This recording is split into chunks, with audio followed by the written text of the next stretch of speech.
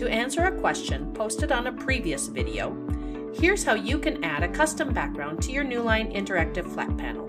I'm Megan Hoffman, a technology integration specialist with the Southwest West Central Service Cooperative.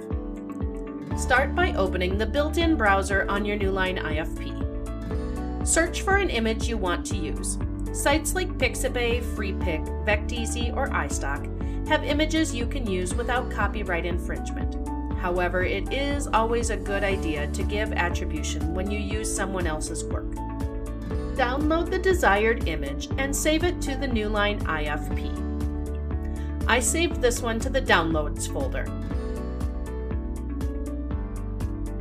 Back on the home screen, click on the Settings gear in the top right corner.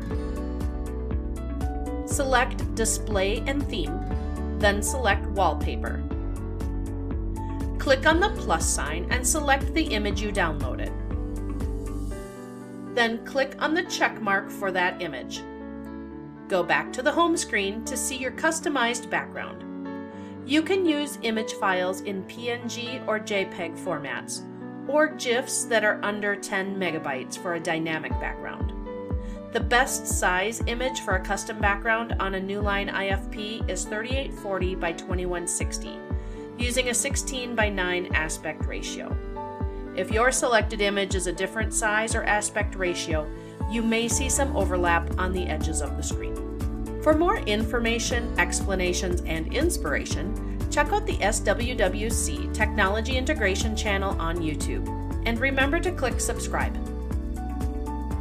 Thanks for watching. Now go customize your Newline IFP home screen.